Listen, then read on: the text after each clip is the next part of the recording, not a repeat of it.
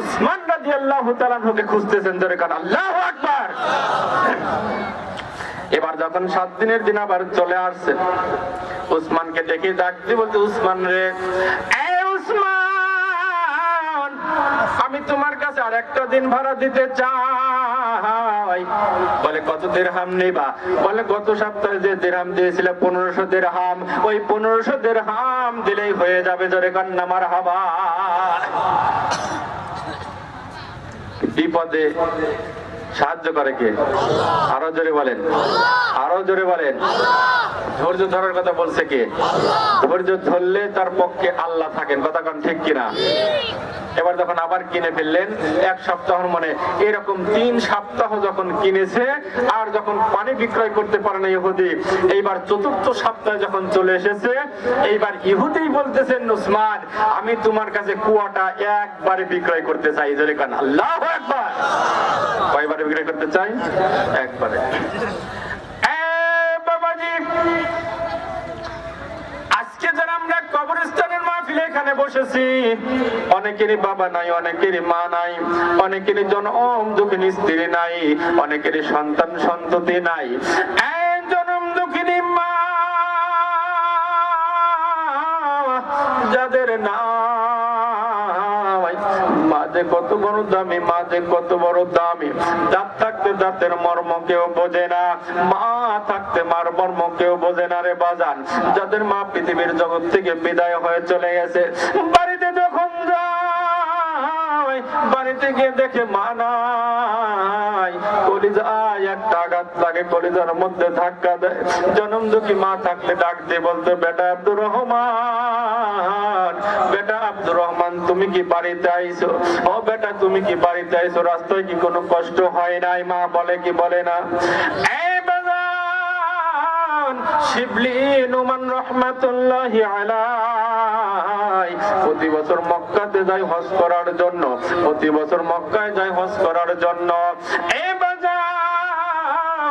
এবার 1 বছর দেখে যে একটা যুবক বাজান একটু বাজান চুপচাপ করে কানের মধ্যে বসে আছে। ও বাজান, একটা পা কাটা অবস্থায় কাবা ঘরের গিলাফ ধরে কাঁদতেছেন, আর ডাক দিয়ে বলতেছেন, আল্লাহ মনে হয় মাফ করবে না, আল্লাহ মনে হয় মাফ করবে না, আল্লাহ মনে হয় মাফ করবে না। এই বাজান, আল্লাহ মনে হয় মাফ করবে না। শিবলি নোমান রহমাতুল্লাহি আলাইহি ডাক দিয়ে বলতেছেন, যুবক রে, তোমার কি অবস্থা, কি হয়েছে, কারণটা কি? বলে, অনেকের কাছে বলেছি, আমার কেউ সমাধান করতে পারে নাই, আপনিও পারবেন না। বলে, আমার কাছে তুমি একটু বলে দেখো, আমি পারি কি পারি না। বলতেছেন, শোনো ভাই শোনো, আমার একজন মা ছিল, বাবা ছোট্টবেলায় মারা গিয়েছে, জনম দুঃখিনী মা। ছোটবেলায় পরের বাড়িতে কাজ করে আমাকে লালন পালন করেছে, আমাকে বড় করেছে, আমাকে একটা বিবাহ দিয়েছিল মায়ের পছন্দ মতো। কিন্তু দেখা যায় মায়ের সাথে প্রতিদিন বইয়ের ঝগড়া লাগতো, প্রতিদিন বাড়িতে গেলে একটা না একটা কথা শোনা লাগতো।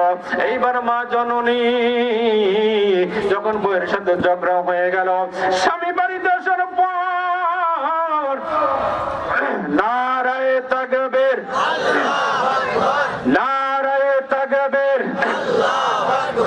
প্রধান বক্তার আগমন, প্রধান বক্তার আগমন, প্রধান বক্তার আগমন, রাজাপুরের পক্ষ থেকে, রাজাপুরের পক্ষ থেকে, ইয়া নবী সালাম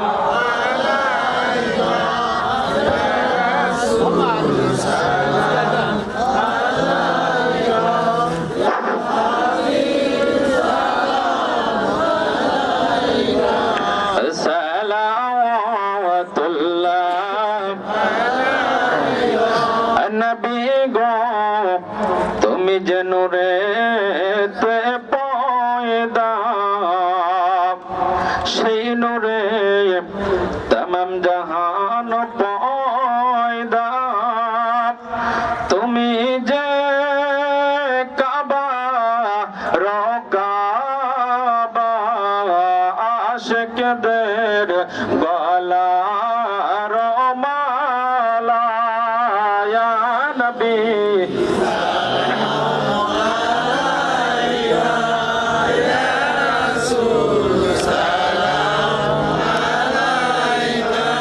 ইয়া হাবিব সালাম